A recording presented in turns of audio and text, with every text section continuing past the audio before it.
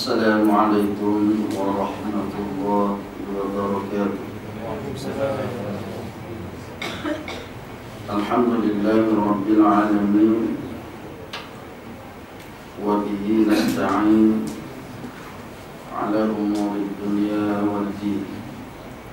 Wassalatu wassalam ala rasulina al-amin wa ala alihi wa sahbihi ajma'in. Subhanaka la ilma lana illa ma 'allamtana innaka antal alimul hakim. Rabbi shrah li sadri wa yassir li amri wahlul 'uqdatam min lisani yafqahu qawli. Allahumma akhrujna min zulumatil wahmi wa akrimna bi nuril fahmi waftah lana abwabal 'ilmi وزينا بالأخلاق الحسنة والحلم برحمتك يا أرحم الراحمين اللهم آمين. قال الله سبحانه وتعالى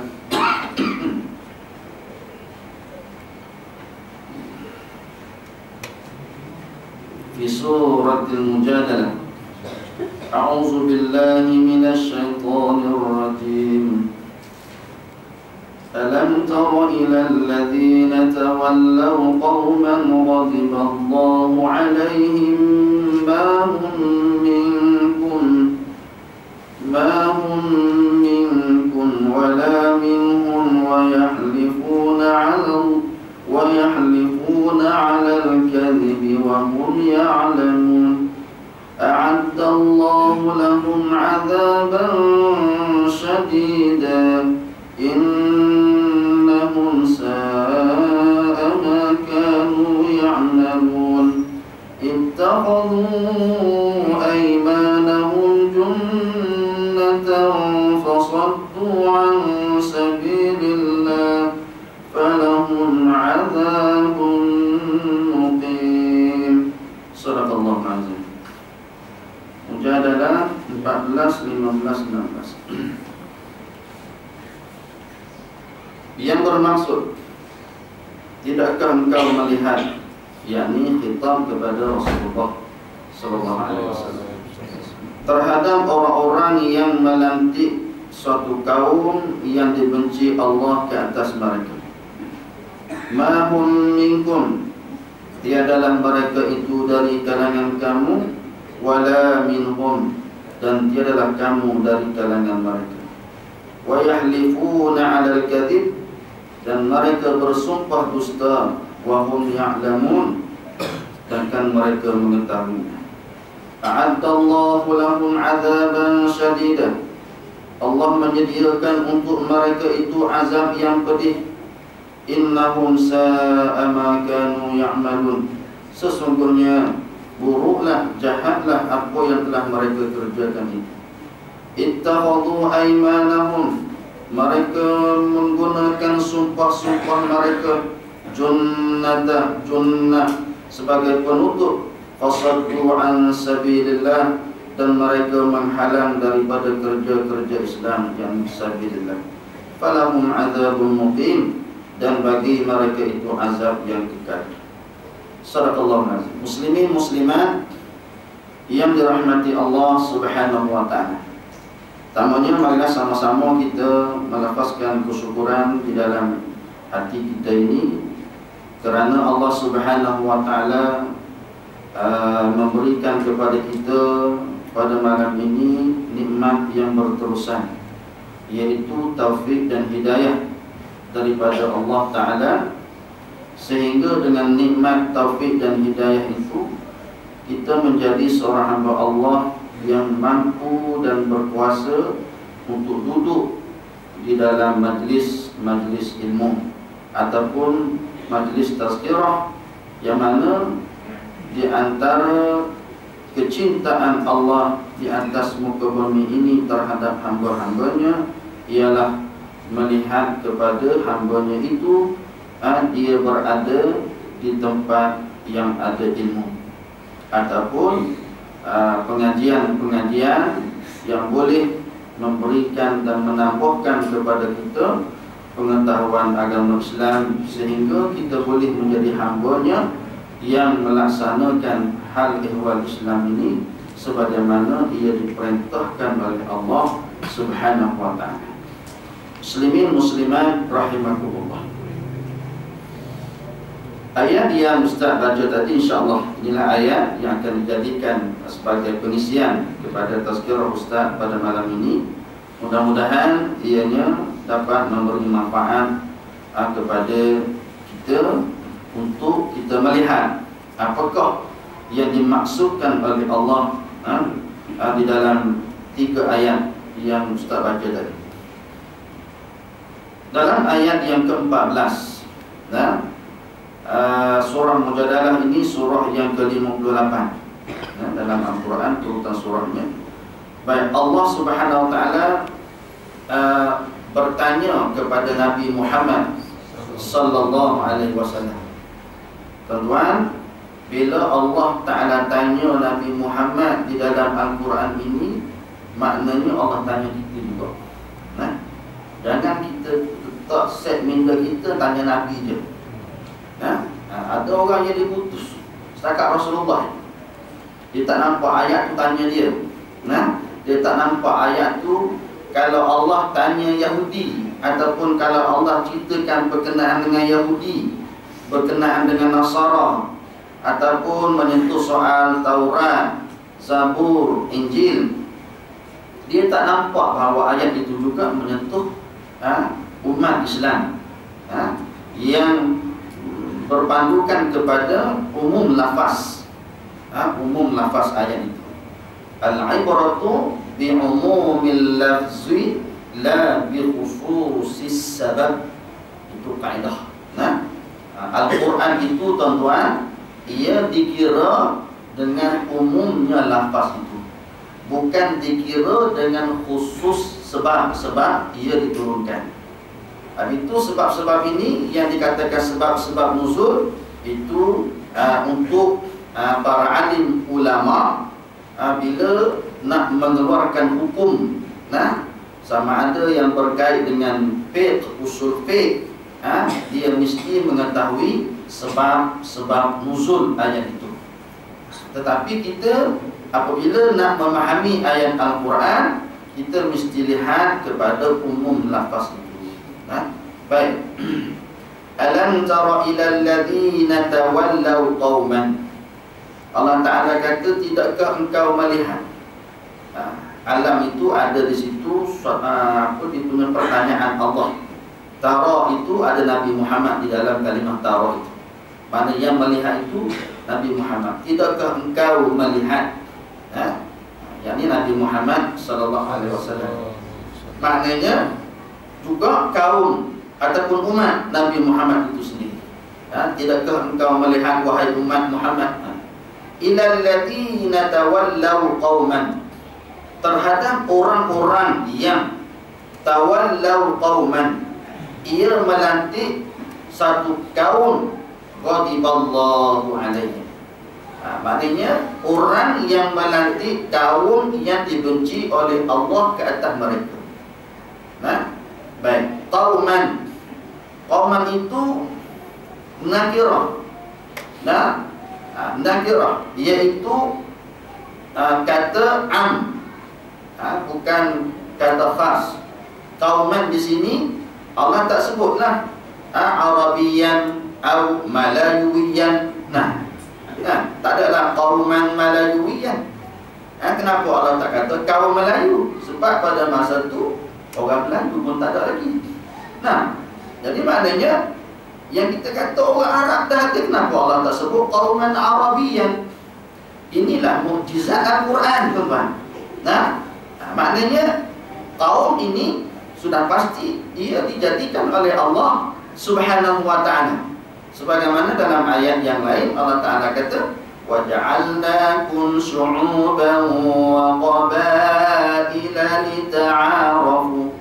Sadaqallahu azim. Allah Ta'ala kata, kami jadikan manusia ini berpuak-puak, berkabilah. Ada bangsa dia, ada kaum dia. Jadi kalau dulu qabilah, qabailah, syu'uba, bangsa, wa qabailah, qabilah-qabilah, yakni puak, bangsa dan puak.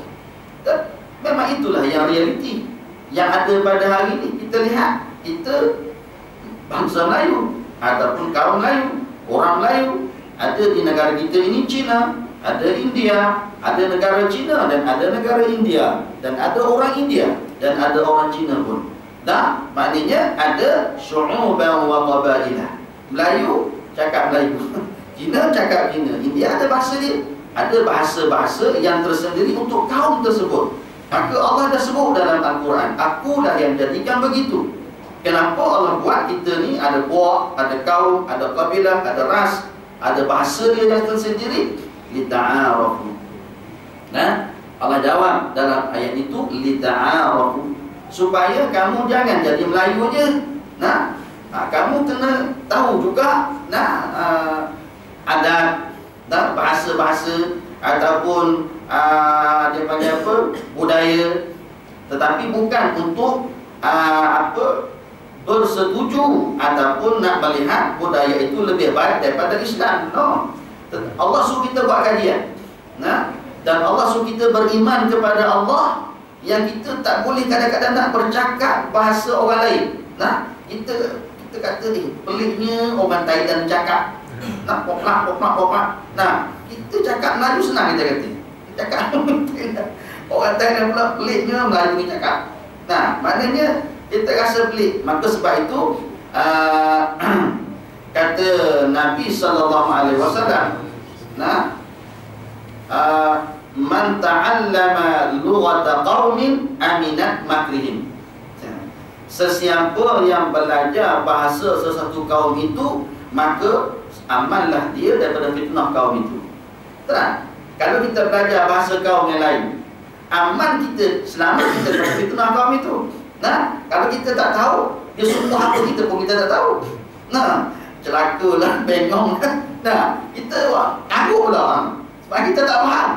Jadi sebab itu Allah jadikan wa ja'alnakum syu'uban wa qabaila ini, supaya kita kenal, mengenali. Tujuan apa dapat mengenali ini? Untuk sampai kepada Allah Subhanahu wa ta'ala. Apapun manusia yang ada atas muka bumi ini, dia tidak berlaku secara musadafah, tetapi dengan perancangan-perancangan Allah Subhanahu wa ta'ala, yang mana apabila kaum itu menerima Islam, maka dia yang mulia di sisi Allah Subhanahu wa ta'ala. Mana-mana kaum yang tidak menerima Islam, maka dialah yang hina di sisi Allah Subhanahu wa ta'ala. Yang mulia dan hina itu bukan kerana bangsanya, bukan kerana kemuliaannya, tetapi kerana agama yang dipegang, yaitu Islam, dan beriman dia kepada Allah Subhanahu wa ta'ala. Maka sebab itu Allah Ta'ala sebut dalam ayat ini qauman. Tidakkah engkau melihat orang-orang yang melantik satu kaum, ghadiballahu alaihim. Allah sebut selalu kaum itu kaum yang Allah benci, bukan kaum yang Allah suka.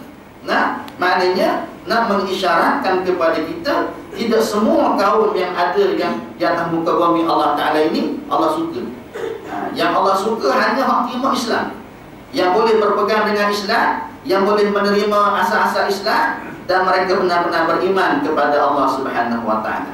Jadi kalau kaum itu kaum yang dibenci oleh Allah Subhanahu wa ta'ala, maka sudah pasti kita orang Islam pun kita kena benci. Ini kena faham. Ustaz tak urang lagi tuan-tuan. Lepas jangan bergaduh pula. Jadi ghadiballah. Ghadiballah tu Allah yang benci ke atas mereka itu. Maka kenapa Allah benci? Ada something, ada sesuatu yang menyebabkan Allah benci kaum itu. Bila Allah benci, Allah tak nak kita pergi lantik kaum yang Allah benci, ataupun orang yang Allah benci. Bila lantik, tuan-tuan, dia melibatkan pemimpin. Dia melibatkan siapa yang memegang tampuk kepimpinan. Sebab pemimpin itu dia tidak terlantik dengan sendiri. Betul tak? Ada pemimpin yang boleh angkat diri sendiri. Tak ada, tuan-tuan. Atas dunia ni, sama ada dia tu beraja, sistem beraja, ataupun sistem yang dilantik dalam pilihan raya. Nah, maknanya dia dilantik lebih lagi dalam konteks demokrasi. Negara demokrasi ini tuan-tuan, dia mesti memerlukan kepada sokongan daripada rakyat bawahannya supaya dia dilantik menjadi pemimpin dalam pilihan raya. Baik, kalau dah ada sifat-sifat pada kaum itu di mana sifat itu dibenci oleh Allah Subhanahu wa taala. Dalam ayat ini, ghadiballah itu ialah Yahudi dan Nasara. Nah, sebagaimana disebut dalam surah Al-Fatihah, ghairil maghdubi alaihim waladdallin. Nah, maghdub itu Yahudi, ad-dallin itu Nasara, yaitu yang dibenci oleh Allah dan bukan setakat satu lagi sesat, satu lagi Allah benci, satu lagi sesat. Ada sebab, kerana mereka menjadi golongan yang bersangatan marahnya pada Rasulullah sallallahu alaihi wasallam, dan mereka merancang, mereka bermusyawarah, mereka melakukan apa saja sehingga hak Nabi bawa ni tak mencapai kejayaan. Kalau Nabi kena musibah, suka sangat. Nah, kalau Islam tu berjaya dihalang, suka sangat. Nah, tapi kalaulah mereka menang ataupun mereka berjaya, mereka suka. Dan kalau Islam tu menang, mereka marah. Mereka akan buat lagi perancangan-perancangan. Kerana mereka adalah kaum yang tidak menerima hakikat kebenaran Islam yang dibawa oleh Nabi Muhammad sallallahu alaihi wasallam. Muslimin muslimat yang dirahmati Allah taala, alladzina itu disebut dihurai oleh Allah, ma hum minkum. Siapa alladzina tawallau? Orang-orang yang melantik. Satu. Yang kedua, kaum. Dua, kita panggil yang berbeza. Alladzina, orang-orang yang tawallau, melantik. Qauman ghadibah. Mana siapa yang melantik kaum yang dibenci oleh Allah ini. Nah, itu dua keadaan yang berbeza. Satu, yang melantik. Yang kedua, kaum yang dibenci.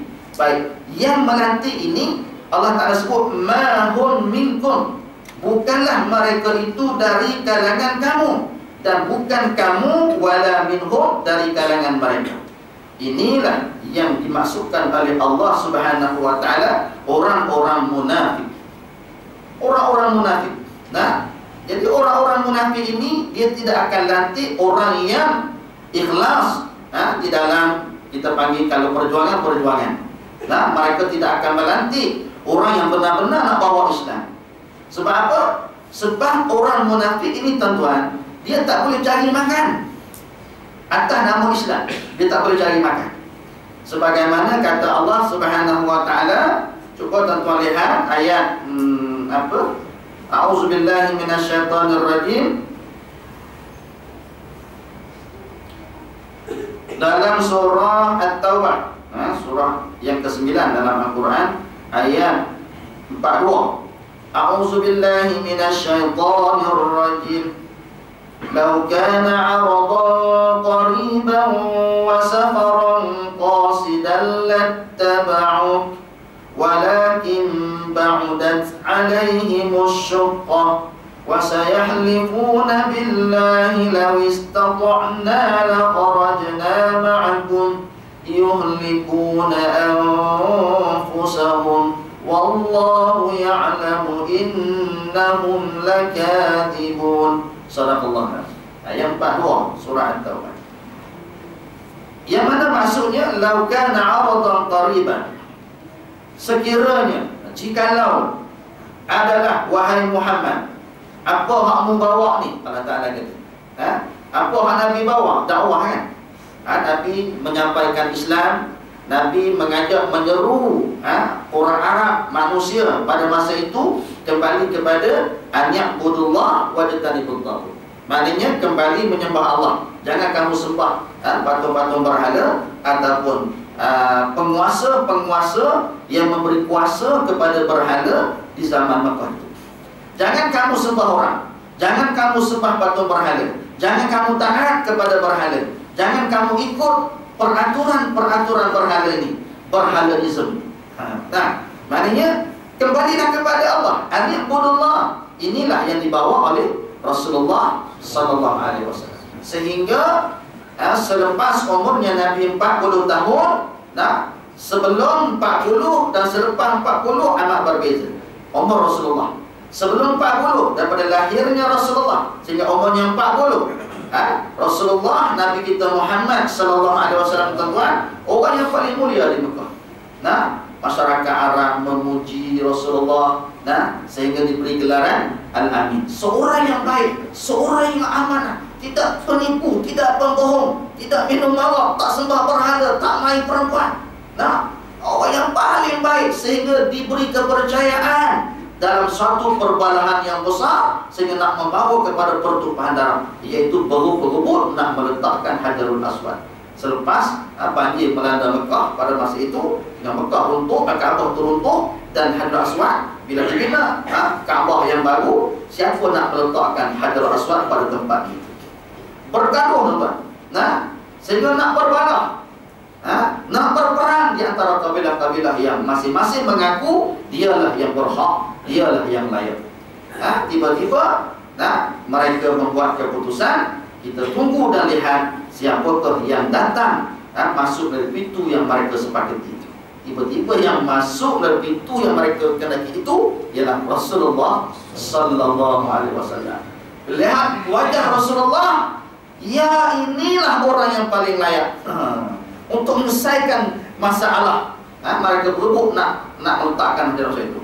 Lalu dipanggil Rasulullah dan diberitahulah apa cadangan mereka itu. Kata Nabi sallallahu alaihi wasallam, ambil satu kain, setiap kabilah pegang ujung kain masing-masing, letakkan Hajarul Aswad di tengah-tengah, pakai bawah.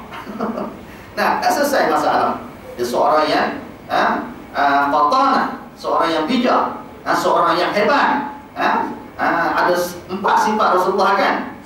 Siddiq, amanah, tabligh, fatanah. Yang keempat itu bijaksana. Maka Nabi sallallahu alaihi wasallam menyelesaikan. Apa yang disebut di sini, tuan-tuan? Mereka memberi kepercayaan yang penuh kepada Rasulullah. Ada saja masalah yang melibatkan harta, yang melibatkan keluarga, yang melibatkan apa saja, Rasulullah menjadi tempat rujukan. Sebelum umur Nabi 40 tahun, selepas Rasulullah umur 40 tahun dan selepasnya, maka Rasulullah orang paling jahat. Mereka kata orang paling jahat, orang yang bengong, orang yang gila, ahli sihir. Tadi hilang dah. Sekejap je hilang dah. Yang mereka puja dulu hilang dah. Kenapa? Apa yang menyebabkan berlaku hilangnya kepercayaan mereka kepada Rasulullah sallallahu alaihi wasallam? Pertama, kerana patung berhala mereka itu. Yang kedua, kerana Nabi sallallahu alaihi wasallam membawa Islam.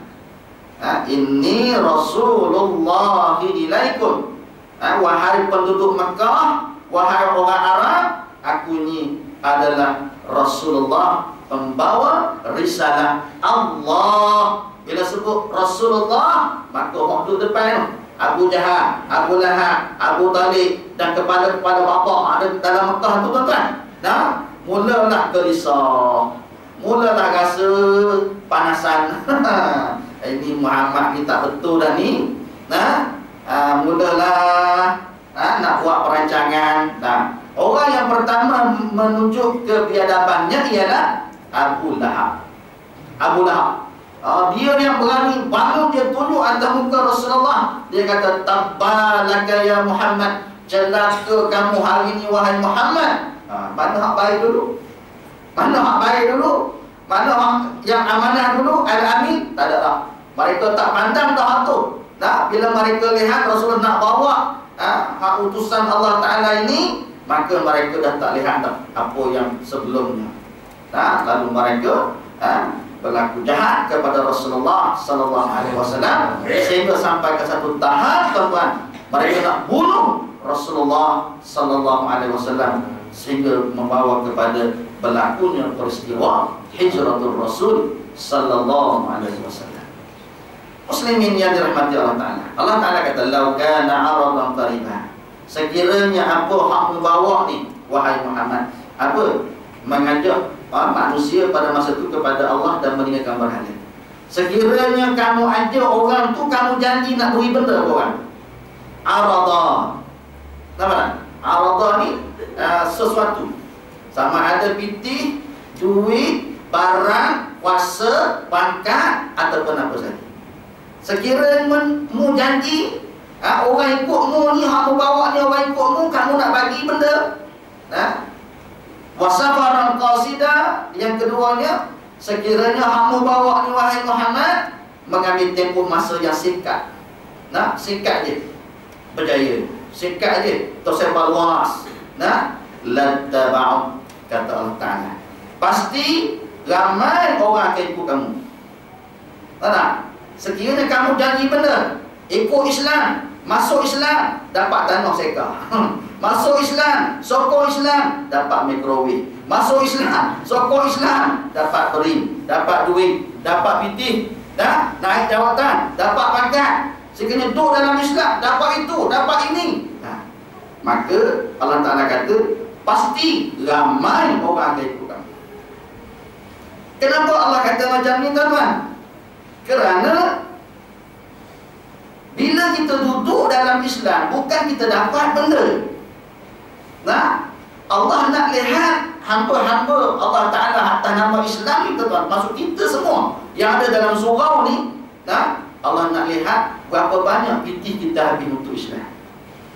Tu hak Allah nak lihat.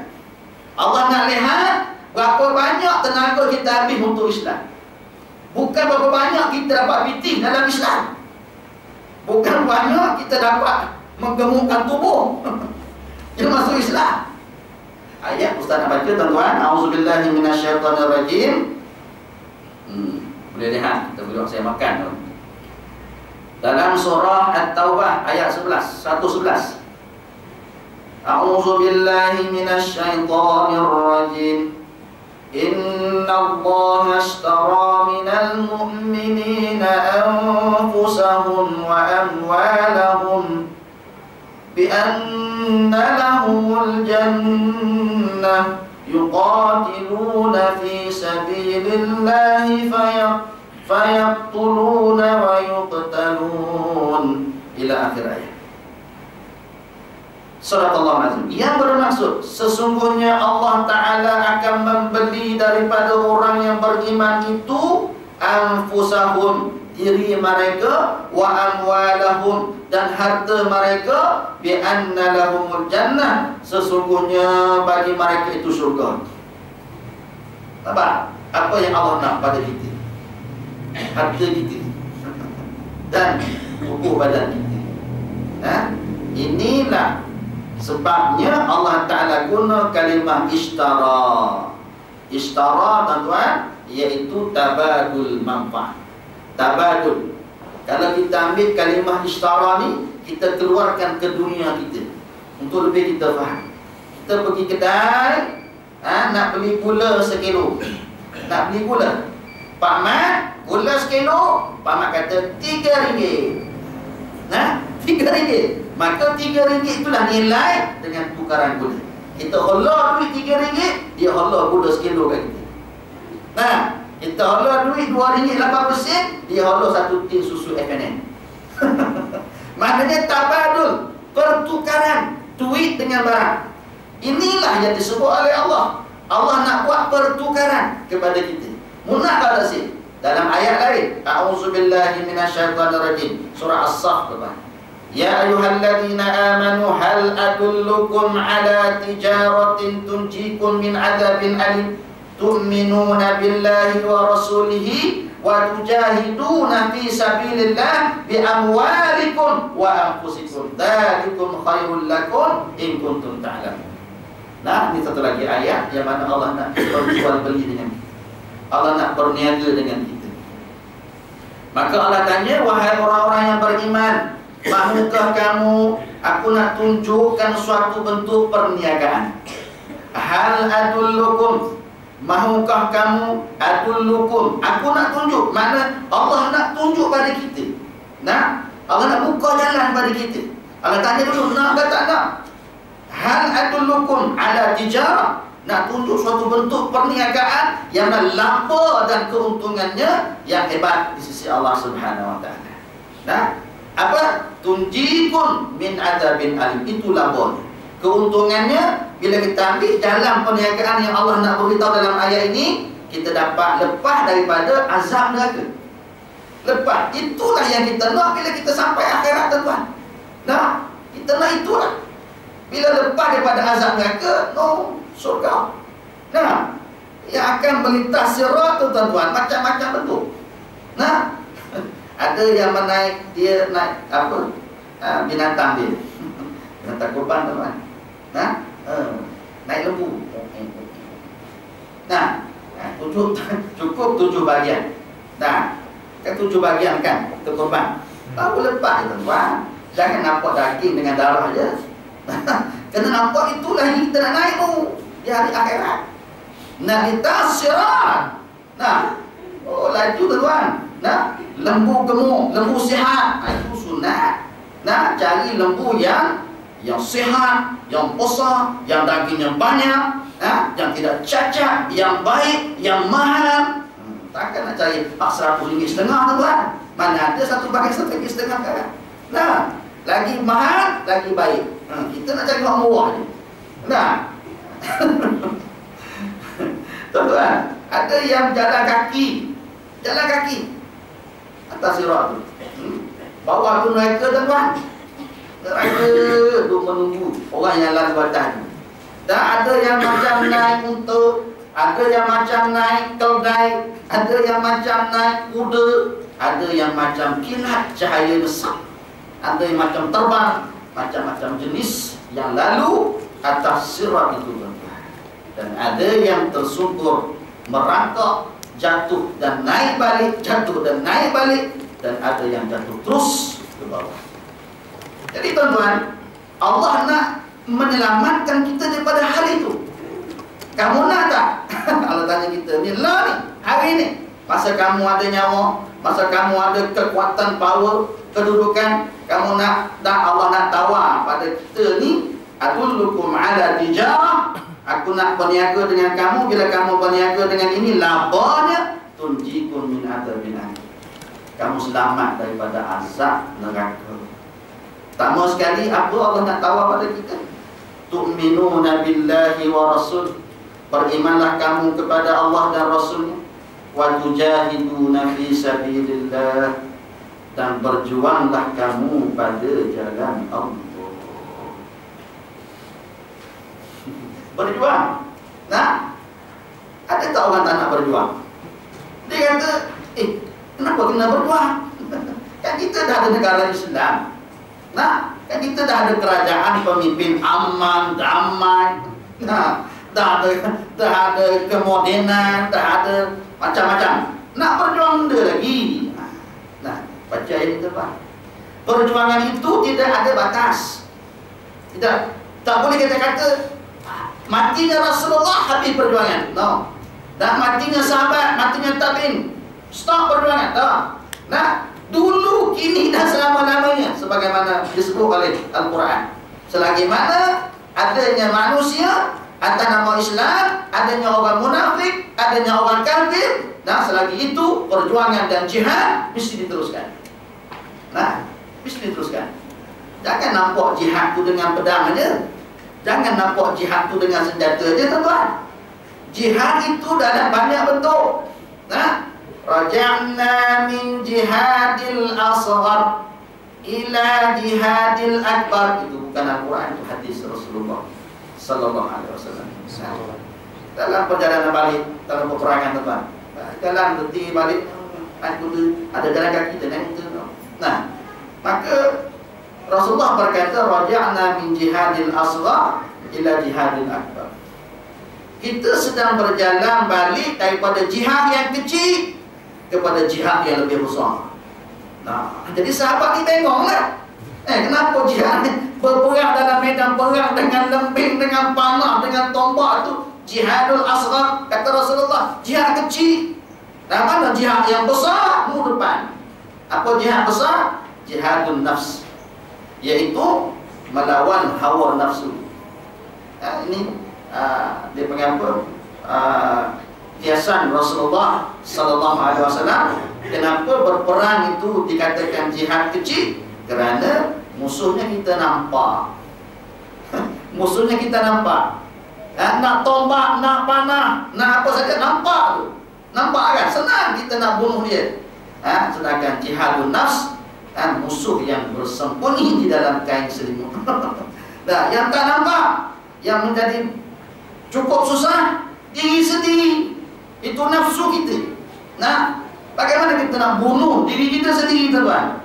Bagaimana kita nak bunuh penghasut kepada diri kita itu? Syaitan yang mana tak nampak. Itulah dimaksudkan oleh Rasulullah, yang lebih besar yang akan dihadapi oleh orang hari ini. Yalah, kita kata itu juga besar, kerana melibatkan darah dan kematian, melibatkan harta. Lihat Gaza, tuan-tuan. Lihat Gaza dilanyak oleh Israel, laknatullah Zionis.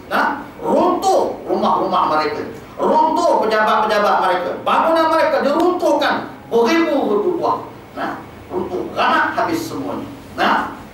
Memerlukan ratus bilion ringgit untuk dihidupkan semula dan memakan masa berapa tahun kalau nak dibina semula tu, tuan. Baik. Tetapi ada kelebihan yang tersendiri.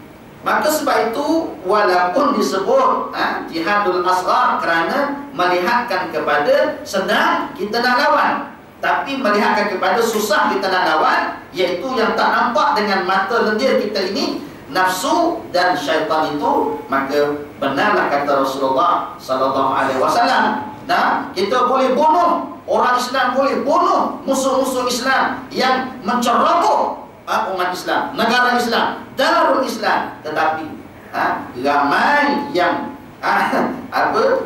terkorban ataupun tak larat, tak mampu nak membunuh syaitan-syaitan yang tak nampak, sehingga kita yang tak berperang ni lebih teruk daripada orang yang berperang.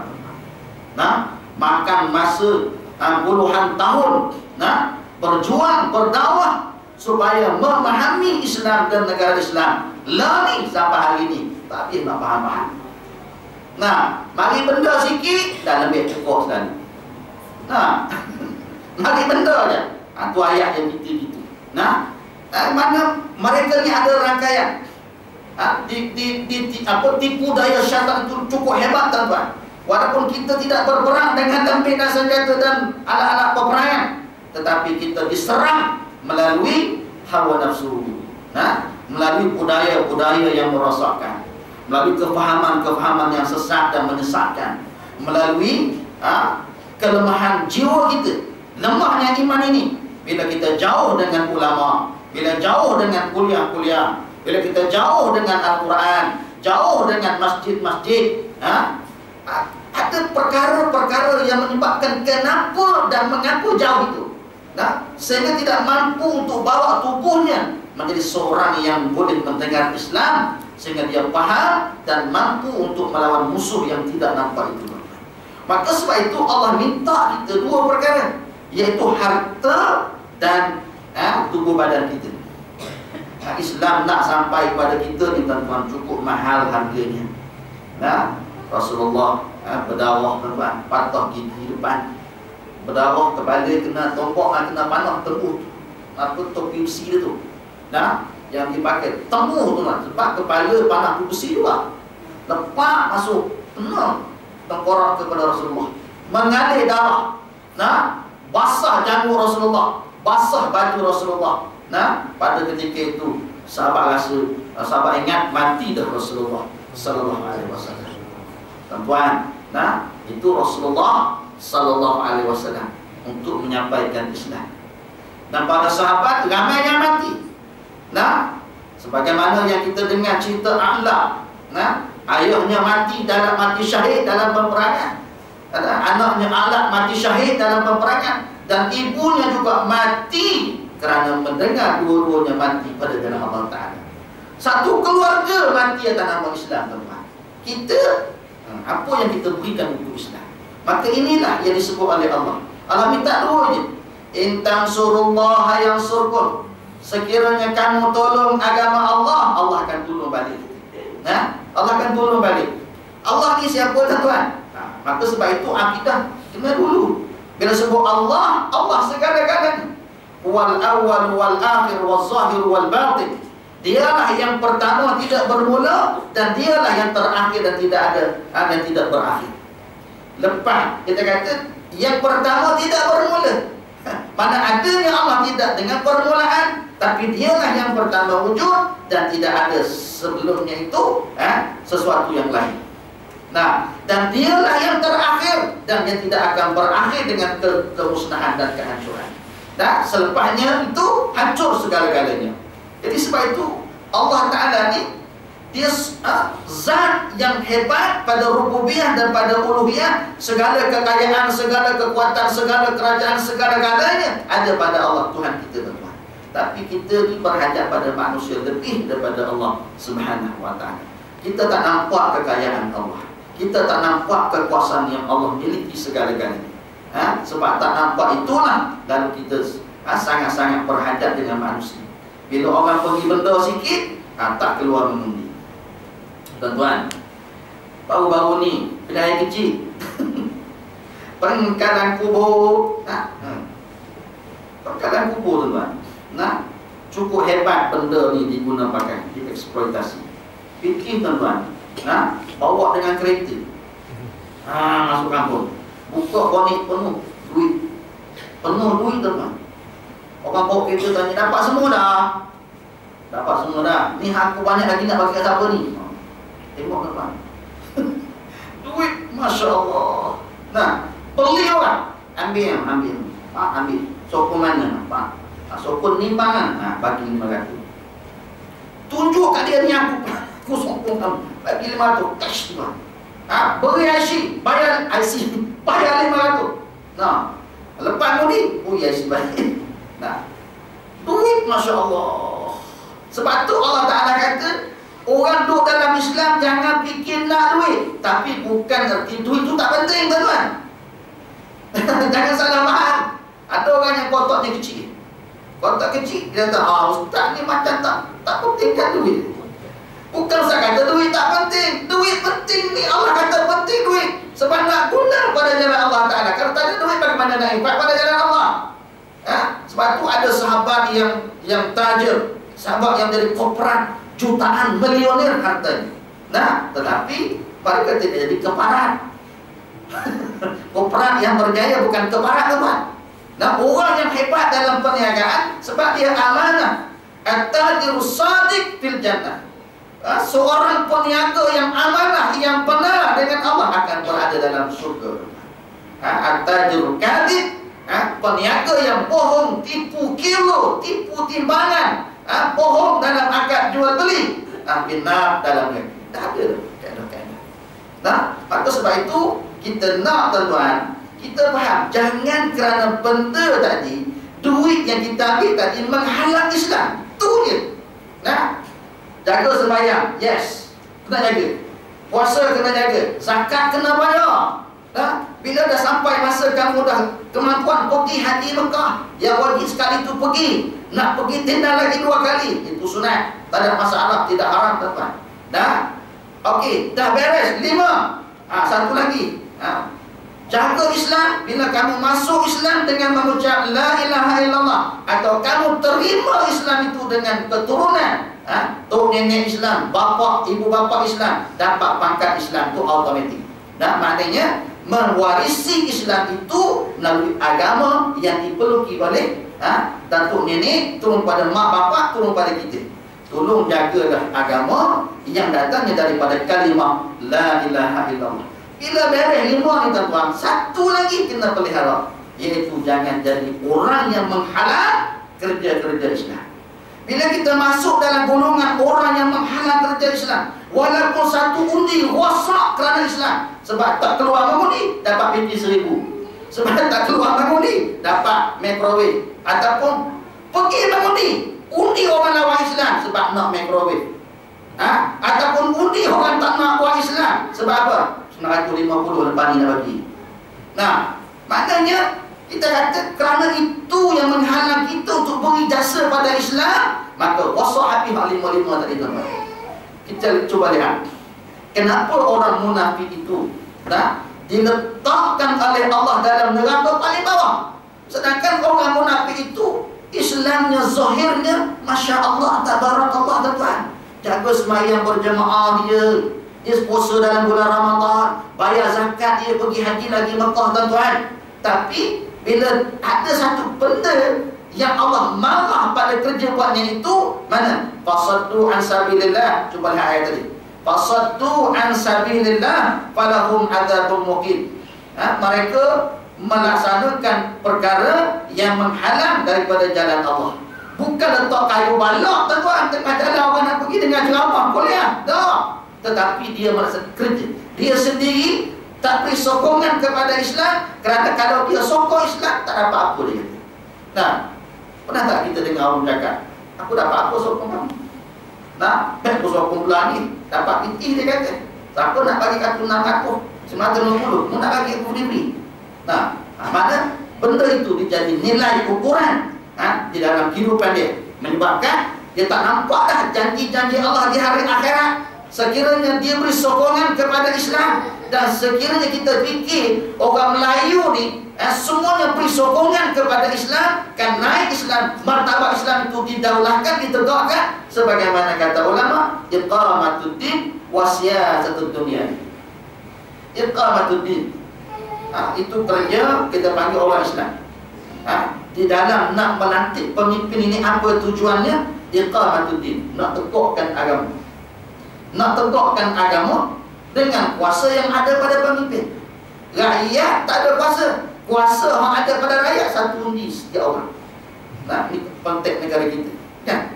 Itu kefahaman yang darurah, yang kita faham semua. Seorang satu undi, wajib beri pada Islam. Kalau berapa juta orang Islam beri undi kepada Islam, kan ada kuasa pada Islam, maka ada iqamatuddin.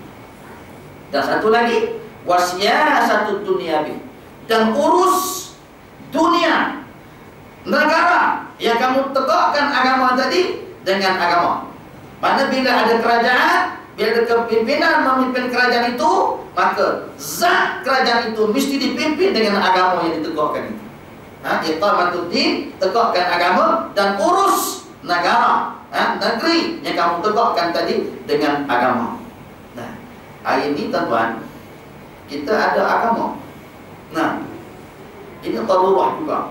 Nah, kita ada agama. Pemimpin kita beragama Islam. Sultan raja kita beragama Islam. Tak ada seorang pun sultan kita Cina, tuan-tuan. Nah, agama Islam. Pemimpin kita, nah, ramai beragama Islam. Nomor satu, number one, agama Islam. Beragama Islam. Tetapi hanya ada agama saja, syariahnya tidak ada, tuan-tuan. Nah, Nabi dua-dua, Islam dan syariah. Itu penting, Islam dengan syariah. Tak ada makna, tuan-tuan, kalau negara tu Islam, syariah tak ada, tidak melaksanakan syariah. Apa maksud kalimah melaksanakan syariah? Menegakkan hukum hakam Allah. Maka sebab tu kita nak pada kuasa. Bukan kita gila kuasa, kita nak ambil kuasa pada orang gila, tuan-tuan. Nah, tu tak sama. Nah, kita nak ambil kuasa pada orang gila, nak pergi pada Islam. Kita bukan gila kuasa. Maka kita berletih, bersusah payah sampai tak tidur malam, lewat tidur malam, fikir bagaimana merancang nak beri kebenaran, hak kepada kebenaran itu, supaya ada sistem, ada perancangan yang baik, yang kemas, sehingga benar dapat kejayaan. Al-haqqu bila nizam yaghlibuhul batil bi nizam. Kalaulah kita berjuang benar ni, dua atas Islam sabilillah, tapi kita tak merancang dengan baik, kita tak perancangan yang baik, maka pasti yang batil itu akan menang. Batil itu bila diurus dengan baik, hak tu atas perjuangan yang tak betul, batil. Nah, tak betul batil. Itu doa, kan? Allahumma arinal haqqa haqqan warzuqna ittiba'ah wa arinal batila batilan warzuqna tinabah. Allahumma arinal haqqa haqqan warzuqna ittiba'ah. Ya Allah, ini doa tu, kan? Tolonglah baca. Ya Allah, tunjukkan kami benar itu benar. Nah, biar Allah Ta'ala tunjukkan pada kita, biar kita nampak, bukan saja mata nampak, hati pun nampak, teman. Yang benar itu benar. Kenapa? Untuk ikut. nak ikut hak benar. Kenapa nak buat macam ni? Sebab ramai hari ni tuan-tuan, orang tahu benar-benar dia tak nak ikut. Terang. Ramai tahu benar tapi nak ikut tak boleh. Dia tahu baik, bagus, tapi nak buat tak boleh. Itu ada kelemahan. Jadi kita minta dengan Allah, biar Allah tunjukkan benar itu benar. Benar yang pertama, benar yang kedua. Benar yang pertama itu zat benar, benar yang kedua itu yakin. Nah, kalau sampai tahap yakin tuan-tuan, dia tak ada syak, tak ada zat.